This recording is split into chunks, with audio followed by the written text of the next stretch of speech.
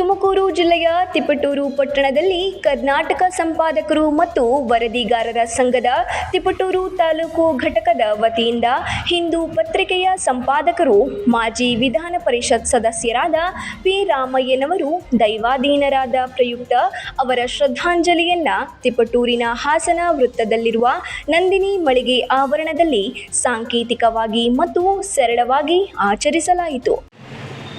ಸ್ವೀಕರಿಸಿ ಗೌರವ ನಮನವನ್ನು ಸಲ್ಲಿಸಲು ಆಗಮಿಸಿದಂಥ ನಮ್ಮ ಮಾದಿಹಳ್ಳಿ ಪ್ರಕಾಶಣ್ಣವರು, ಚಂದ್ರಶೇಖರ್ ಅವರು, ಕಿರಣ್ ರವರು ಹಾಗೂ ನಮ್ಮ ಜಿಲ್ಲಾ ಅಧ್ಯಕ್ಷರಾದಂಥ ಡಾಕ್ಟರ್ ಭಾಸ್ಕರ್ ಅವರು ಹಾಗೂ ತಾಲೂಕು ಅಧ್ಯಕ್ಷರಾದ ರಾಜೂರವರು ಎಲ್ಲ ಸೇರಿ ಇವತ್ತು ಈ ಒಂದು ಶ್ರದ್ಧಾಂಜಲಿ ಕಾರ್ಯಕ್ರಮಕ್ಕೆ ಆಗಮಿಸಿದ್ದೀರಿ. ನಿಮ್ಗೆಲ್ಲರಿಗೂ ಕೂಡ ನಮ್ಮ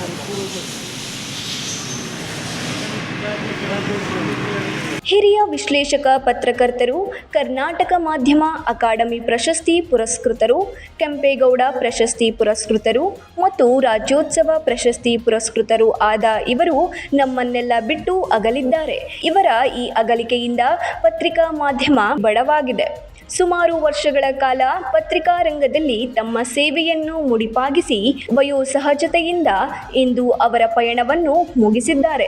ಅವರು ಅವರ ಪತ್ನಿ, ಪುತ್ರಿ ಹಾಗೂ 3 ಮಕ್ಕಳು ಮತ್ತು ಅಪಾರ ಬಂಧು ಬಳಗವನ್ನು ಬಿಟ್ಟು ಅಗಲಿದ್ದಾರೆ.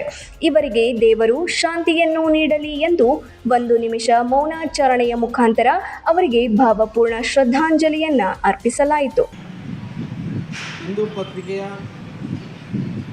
ಸಂಪಾದಕರಾದಂಥ ಹಿಂದೂ ರಾಮಯ್ಯ ಎಂಬ ಖ್ಯಾತಿಯನ್ನು ಪಡೆದಂಥ ಪಿ ರಾಮಯ್ಯನವರು ಇಂದು ದೈವಾಧೀನರಾಗಿದ್ದಾರೆ.